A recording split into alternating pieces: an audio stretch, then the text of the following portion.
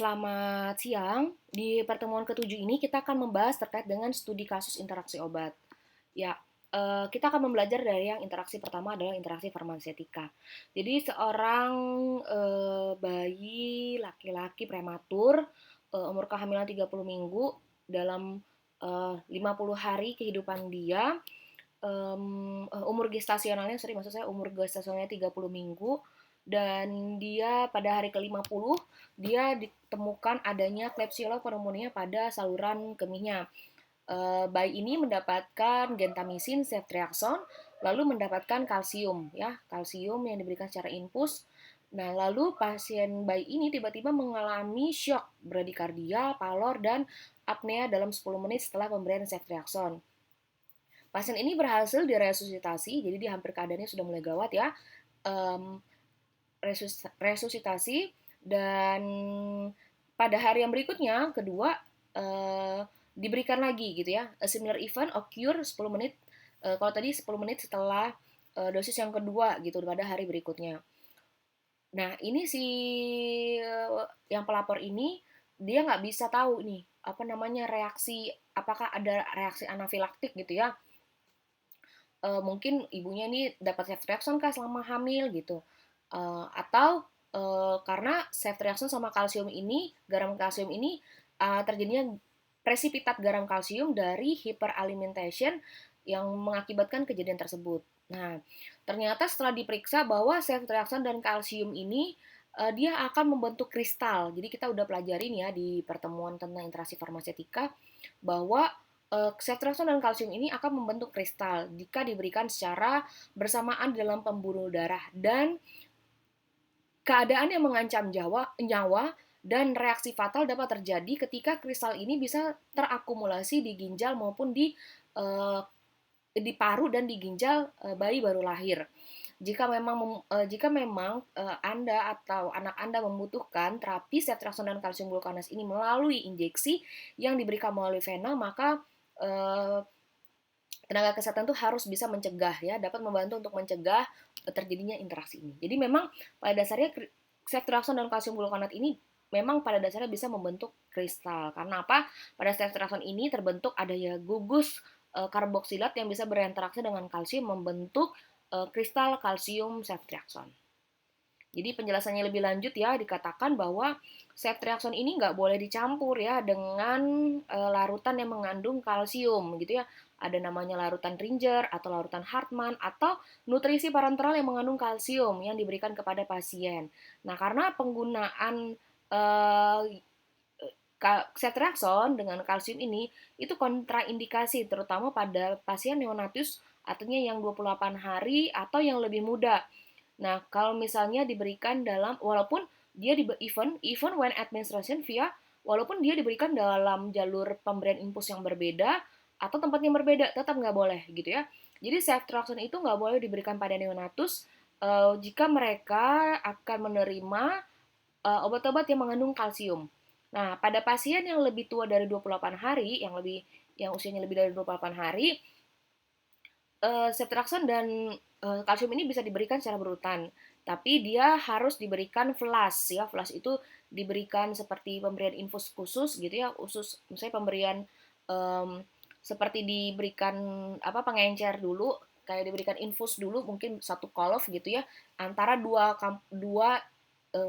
obat itu. Jadi ceftriaxone diberikan berikutnya adalah infus gitu ya, infus NaCl biasa, baru diberikan kalsium gluconase.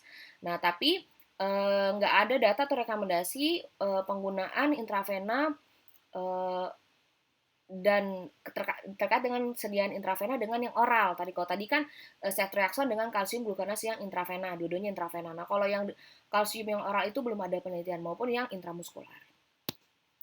Berikutnya kita mau pelajari interaksi farmakokinetika. Dokter spesialis anak meresepkan kepada anak M 13 tahun sukralfa 3 kali sehari, 1 sendok makan, dan phenytoin kapsul 3 kali sehari. Nah, ini ada interaksi obatnya nggak? Nah, ada ya. Jadi kita bisa cek. Nah, ceknya itu di mana sih? Jadi Anda bisa nanti ngecek ketik aja di Google drug interaction checker. Jadi Anda tinggal masukkan obat-obatnya ya. Jadi Anda tinggal masukkan obat-obatnya. Nanti dari obat-obatan itu akan muncul ya. Jadi tinggal masukin obatnya di sini, di drug sini. drug interaction checker, nanti Anda masukkan, Anda akan bisa coba-coba di situ, masukkan aja nama sembarang obat ya, ataupun Anda saat ini mengkonsumsi obat, bisa aja Anda masukkan nama obat itu.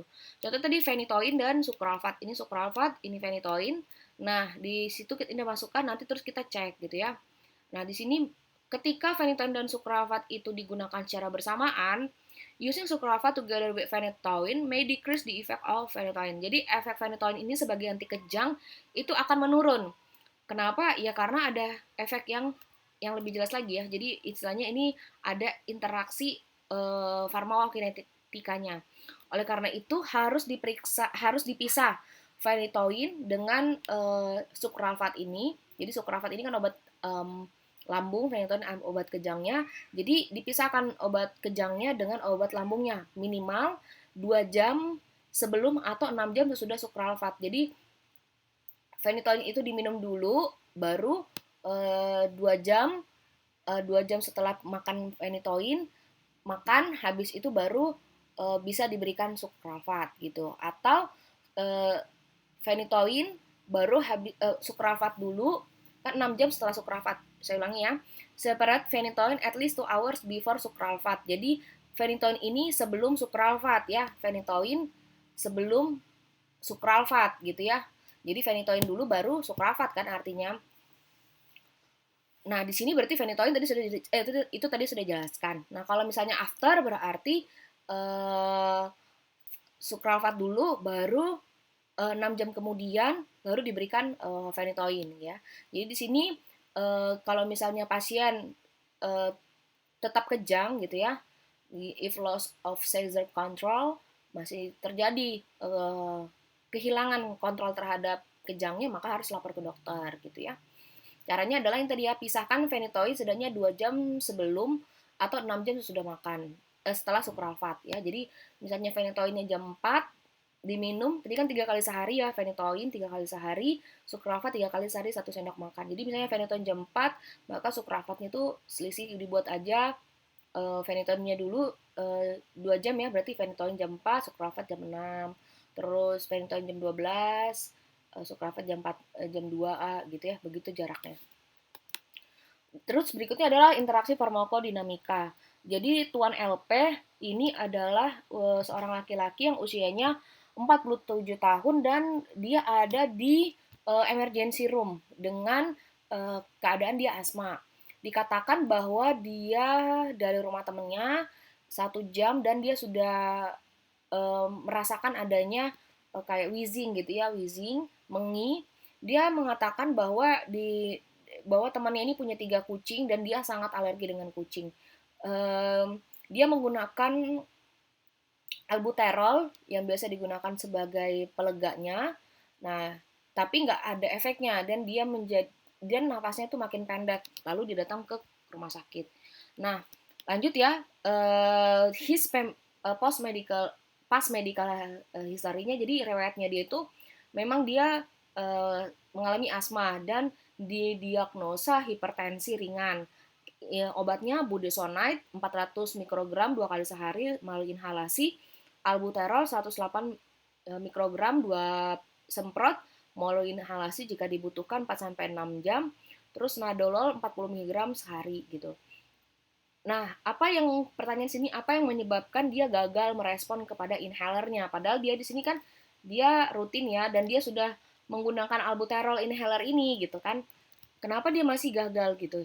Terus apa yang membuat kira-kira gangguan pada terapi dia ini? Nah, jadi kesimpulannya di sini setelah diskusi bahwa kita perlu tahu bahwa di pasien ini ada namanya budesonide. Jadi budesonide ini kan dia golongan dari golongan antiinflamasi ya, antiinflamasi. Terus ada juga albuterol, ini jenis beta agonis. Terus tapi dia juga dapat nadolol. Nadolol ini adalah beta blocker. Jadi satu beta agonis, satu beta blocker gitu ya.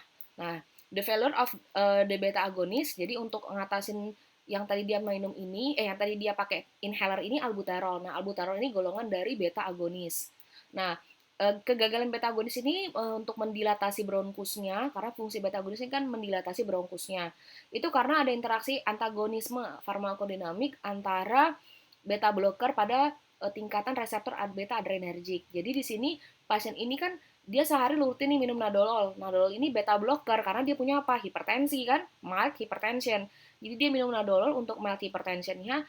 Terus ternyata dia pergi ke rumah temennya, kena asma, terus dia kasih albuterol nggak ngefek gitu. Oh ternyata ada efek antagonisme dalam tahap dalam interaksi farmakodinamikanya.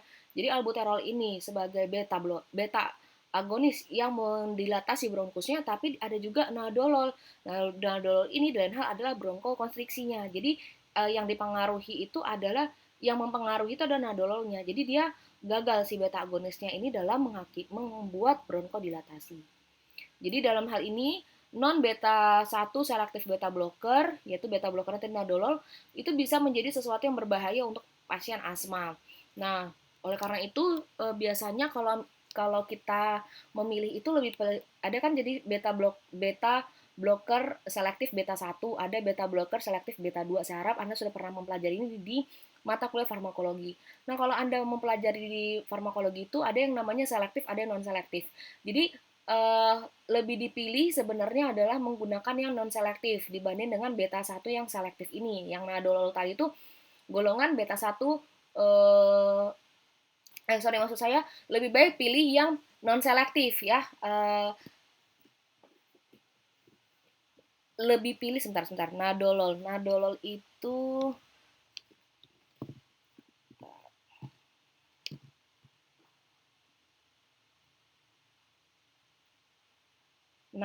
itu seingat saya sih nadolol ya. Selektif apa enggak ya dia?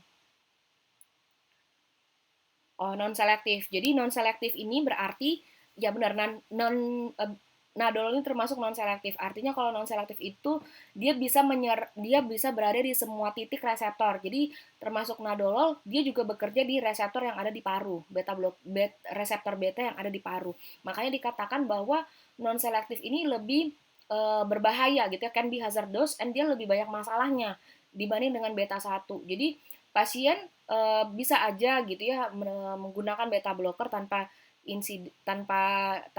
ada kejadian asalkan dia minumnya adalah golongan beta 1. Terus termasuk juga golongan dari timolol dan betaxolol ini juga termasuk di dalam kelas ini. Nah, jadi dikatakan di sini using nadolol together with albuterol may reduce the benefit of body medication. Jadi kan ini interaksinya nadolol dengan albuterol. Karena apa tadi? Since they have opposing effects in the body. Jadi dia efeknya saling berlawanan. Nadolol ini tadi kan nadolol ini kan beta blocker ya. Jadi beta blocker itu bisa mengakibatkan penyempitan saluran nafas yang tentu akan mempersulit dalam hal pernapasan dan bisa men-trigger serangan asma. Jadi pada dasarnya nadolol ini nggak direkomendasikan untuk pasien asma atau dengan yang riwayat asma atau dengan pasien dengan COPD. Jadi dia harus diganti gitu ya. Nah, jadi ini dalam hal ini dikatakan bahwa nih penggunaan secara bersamaan bronkodilator, ya tadi bronkodilatornya itu kan apa tadi bronkodilatornya? Bronkodilatornya tadi itu kan albuterol ya. Bronkodilatornya albuterol. Albuterol kalau diberikan bersama nadolol itu kan beta blocker. Termasuk yang dalam sediaan tetes mata itu sebenarnya harus dihindari. Kalaupun memang harus dipakai gitu ya, gunakan yang kardioselektif. Jadi memang yang dia yang selektif khusus untuk di jantung ya, bukan untuk ada juga dia punya reseptor di paru seperti tadi nadolol itu adalah golongan beta blocker yang dia punya reseptor juga di paru. Jadi yang di paru seharusnya kita nggak perlu ada penghambatan pada paru, tapi gara-gara nadolol ini adalah non selektif, maka dia ikut juga terblok reseptornya. Akibatnya adalah terjadi penyempitan saluran napas yaitu bronkospasme tadi. Nah, jadi yang penting adalah pasien ini seharusnya nggak diberikan nadolol ya, digantilah dengan acebutolol, atenolol, betaxolol atau bisoprolol, metoprolol dan nebivolol yang dia adalah kardioselektif. Jadi dalam hal ini status pernapasan pasien itu harus dimonitoring dan harus dianjurkan lebih baik menggunakan yang non kardioselektif. Jadi fokusnya cuma di jantung. Itu aja yang saya bisa sampaikan terkait dengan contoh-contoh kasus yang ada di interaksi obat, dan saya harap Anda juga bisa mengerjakan tugas yang saya berikan, yaitu terkait dengan kasus-kasus di interaksi obat. Terima kasih untuk perhatiannya, selamat mempersiapkan diri untuk UTS, dan terus semangat. Salam sehat!